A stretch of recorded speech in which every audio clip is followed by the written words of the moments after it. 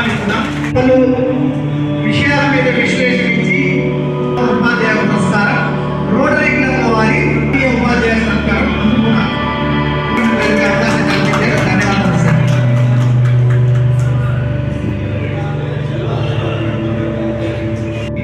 పుష్పగుచ్చ ఇవ్వాల్సిందిగా కోరుతున్నాము. మేము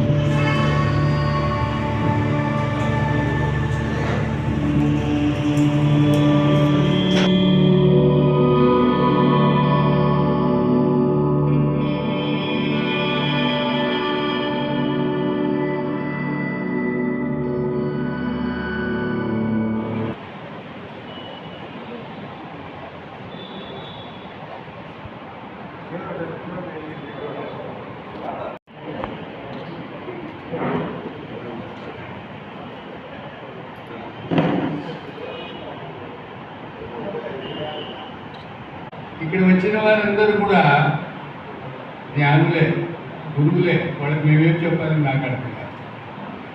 కారణం ఏమిటంటే ఈ ఉత్సవానికి ఏదో రెండు మాటలు చెప్పాలి కాబట్టి చెప్తున్నాను. ప్రపంచంలోనే భారతీయ సంస్కృతి గొప్పది. ఆ భారతీయ సంస్కృతిలో గురువు స్థానం చాలా గొప్పది.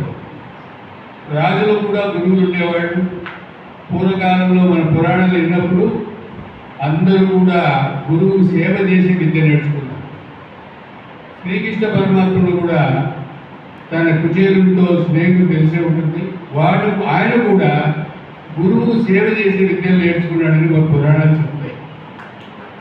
ఆయన గురుదక్షిణగా అతని సందీపుని కుమారుడిని యమునితో కొట్లాడి ప్రాణాన్ని వేస్తాడు. అంటే గురువుకు అంత సముచితమైన స్థానం ఉంది. కాబట్టి గురువుకు తర్వాత ప్రతి ఒక్కరు గౌరవించేది మొదటి గురువును, తర్వాత డాక్టర్లను మిగతా వాళ్ళని గౌరవిస్తారు. క్రమశిక్షణ లోపించింది, ఇంట్లో పోయింది.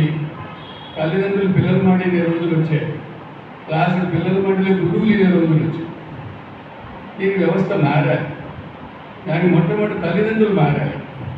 పిల్లలను పద్ధతిగా పెంచాలి అనుకుంటే పిల్లలు గొప్పవాళ్ళని మంచి విద్యార్థులుగా తయారు చేయడం, మంచి బాలలుగా తయారు చేస్తే దేశానికి వేరే చేయాల్సిన పనేం లేదు. మంచి పిల్లలను అందించడమే దేశానికి ముఖ్యం. దేశం సపరేట్గా చేయాల్సిన అవసరం లేదు. నేను కోరుకునేదంటే గురువులందరికీ మరొకసారి కోరుకుంటూ విద్యావంతులుగా చేస్తూ వాళ్ళ సంస్కారవంతులుగా తీర్చిదిద్దాలని ఆశిస్తూ సెలవు తీసుకుంటాను. నమస్కారములు. రోటరీ క్లబ్ సోదరులకు అందరికీ నా ధన్యవాదములు. మాకు ఇంత సహాయం చేసుకున్నందుకు, సహాయ సహకారాలు అందిస్తున్నందుకు మా ఇన్నర్వీల్ క్లబ్ సభ్యులందరూ ఎంతో రుణపడి ఉన్నాము. టీచర్స్ డే సందర్భంగా ఇది రెండవసారి నేను ఇదే జరుపుకోవడానికి రెండవసారి ఇన్నర్వీల్ క్లబ్ ప్రెసిడెంట్ గా నేను రావడం. ఇక్కడ టీచర్ల గురించి మాట్లాడాలంటే టీచర్లు నిత్య విద్యార్థులు అనిపిస్తుంది.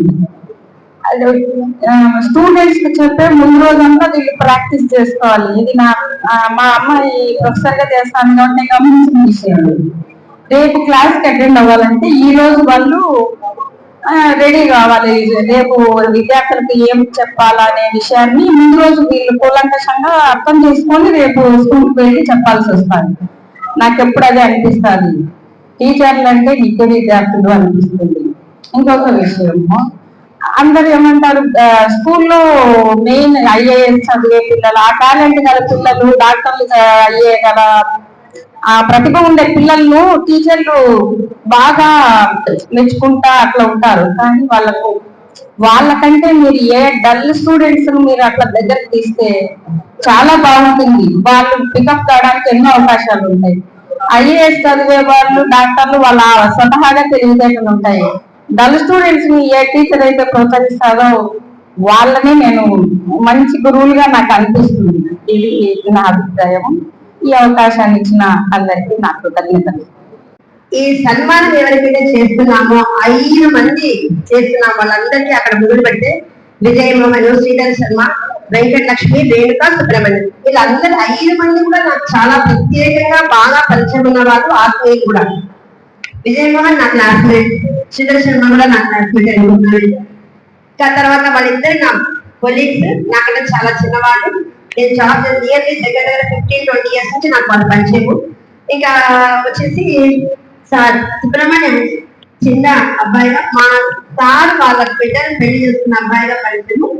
అత్యంత ఆత్మీయుడైన టీచర్, మంచి ఎంఆర్పీగా చాలా సేవలు అందించాడు టీచర్స్ అందరికీ.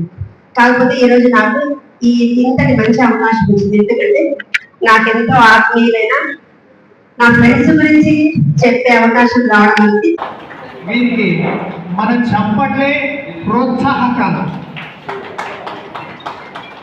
సార్ గారు ఆ అమ్మవారి ఆశీస్సులతో నిండు నూరేళ్ళు సుఖంగా ఉండి వారి వృత్తిలో రాణించాలని, తప్పకుండా ఆ భగవంతుని ఆశీస్సులు మెండుగా ఉండాలని సరస్వతి పుత్రుల వారిని ఈరోజు సర్వేపల్లి రాధాకృష్ణన్ గారి జయంతి సందర్భంగా గురు పూజోత్సవాన్ని ఘనంగా మొత్తం దేశమంతా సగర్వంగా జరుపుకుంటున్నాం.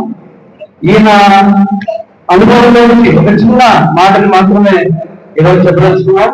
డాక్టర్ పట్టాభి సీతారామ గారు చాలా నవలలు రాసుకుంటారు, కానీ ఉపాధ్యాయుల గురించి రాయాలంటే ఆయన దయచేసి ఒక్క నవల కూడా రాయలేదు. చివరిగా ధైర్యంతో గుడ్ టీచర్ అనేటువంటి ఒక పుస్తకాన్ని రాశారు. దాంట్లో చాలా అద్భుతమైన విషయాన్ని టీచర్ గురించి బోధించారు. ఆ సందర్భంగా స్వాతంత్రానంతరం బాలగంగాధర గారు పలు పత్రికా విలేకరికి పోయి స్వాతంత్రం కోసం ఈ విధంగా మీరు కష్టపడ్డారు, మరి ప్రధానమంత్రి పదవి తీసుకుంటారా, హోమ్ మినిస్టర్ పదవి తీసుకుంటారా అని అడిగినప్పుడు ఆయన చిన్నగా నవ్వి ఆ ప్రధానమంత్రిని, హోమ్ మినిస్టర్ని, ఇటువంటి వారిని తయారు చేసినటువంటి ఉపాధ్యాయులుగా నేను తీసుకుంటాను, అదే నాకు గర్వమైనటువంటి పదవి అని చెప్పి చాలా అద్భుతంగా చెప్పారు.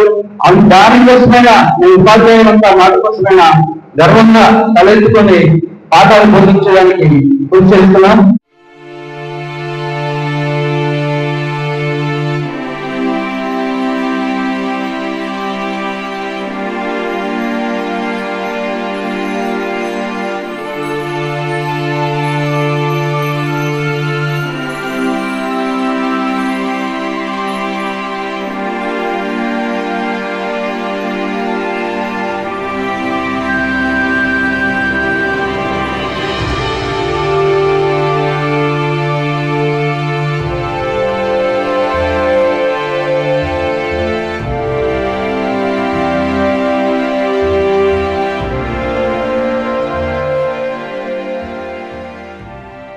ముందుగా అందరికీ మరొకసారి ఉపాధ్యాయులు శుభాకాంక్షలు.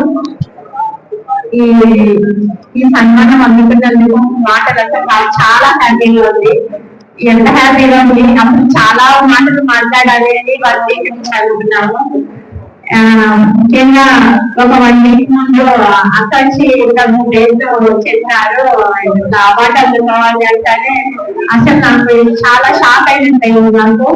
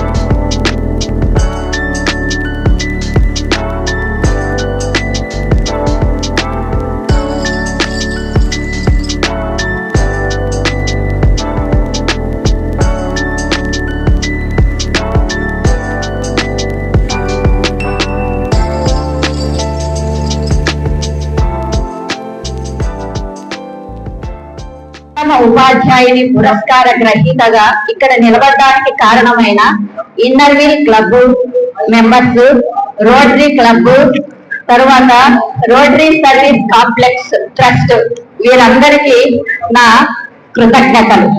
వేదికలు అలంకరించిన పెద్దలకు, ఇక్కడికి ఇచ్చేసిన నా సహచరులకు అందరికీ నా నమస్కారాలు.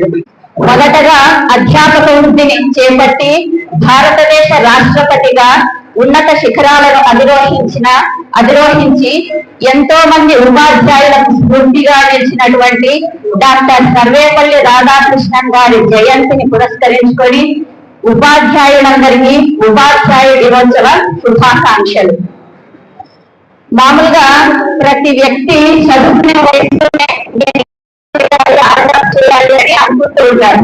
అది వాళ్ళ ఫ్యామిలీ బ్యాక్గ్రౌండ్ ని బట్టి కానీ ఎన్విరాన్మెంటల్ ఇన్ఫ్లుయెన్స్ ద్వారా కానీ నేను ఈ జాబ్ చేయాలి అని అనుకుంటాను.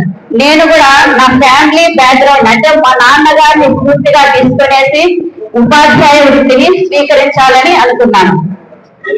మేము మా అమ్మా నాన్నలకి 5 సంతానం, 5 మందిని అమ్మాయిలమే.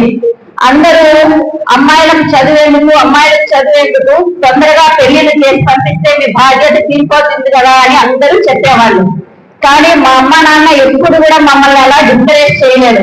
అమ్మాయిలకు చదువే ముఖ్యము, చదువుకునేసి మంచి జాబ్ చేస్తే మీరు సమాజంలో గౌరవంగా నిలబడచ్చు, మీ కాళ్ళ మీద మీరు స్వతంత్రంగా నిలబడచ్చు అనేసి మా అమ్మ మా నాన్న ఎప్పుడూ మమ్మల్ని చదువుకోండి, అది చదువుకోండి, ఇది చదువుకోండి అని ప్రోత్సహించేవాళ్ళు. వాళ్ళ ప్రోత్సాహంతోనే నేను ఉపాధ్యాయ వృత్తిని తీసుకున్నాను. తర్వాత నా డిగ్రీ అయిన తర్వాత అందరిలాగే నేను కూడా బిఈడికి అప్లై చేశాను. అప్పట్లో అంటే లేట్ 90s లో ఎంసీఏకి బాగా క్రేజ్ ఉండేది.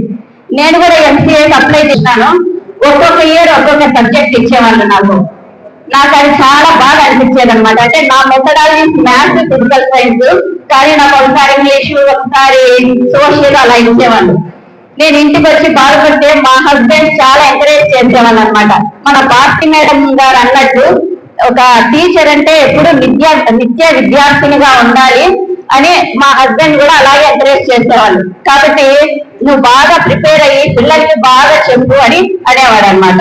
నేను ఆ ఎంకరేజ్మెంట్ తోనే బాగా నేను ప్రిపేర్ అయ్యి స్కూల్కి వెళ్ళి పిల్లలకి టీచ్ చేసేదాన్ని. నేను ఇష్టంగా హై స్కూల్లో విధులు నిర్వర్తించినాను. తర్వాత నాకు ఫిజిక్స్ ప్రమోషన్ వచ్చింది. మామూలుగా లెసన్ చెప్తూ పిల్లల్ని ఏవైనా క్వశ్చన్లు అడిగినప్పుడు వాళ్ళు ఆన్సర్స్ ఇస్తారు. ఆన్సర్స్ ఇచ్చినప్పుడు మనం ఆన్సర్ విని కూర్చో అని చెప్తే బాగా చెప్పారు.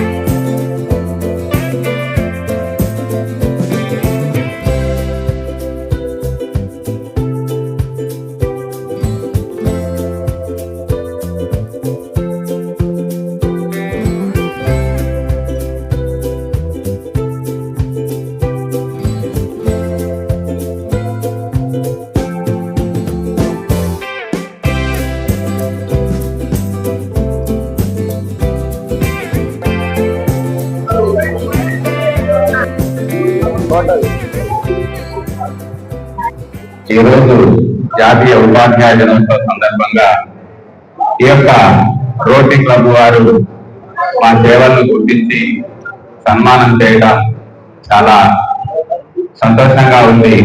ముందుగా అందరికీ కూడా ఈ యొక్క ఉపాధ్యాయ దినోత్సవ శుభాకాంక్షలు తెలుపుతూ నా ఉద్యోగ ప్రస్థానాన్ని సార్ వారు ఇంతకుముందే చెప్పడం జరిగింది. ఉత్తమ ఉపాధ్యాయుడిగా నన్ను సెలెక్ట్ చేసి ఈ రోజు సన్మానించినందుకు ఈ యొక్క రోటరీ సభ్యులకు అందరికీ కూడా పేరు పేరున ధన్యవాదాలు తెలుపుతూ ఇక్కడికి ఇచ్చేసినటువంటి అందరికీ కూడా ధన్యవాదాలు తెలుపుతూ థ్యాంక్ యూ అని అంటారు.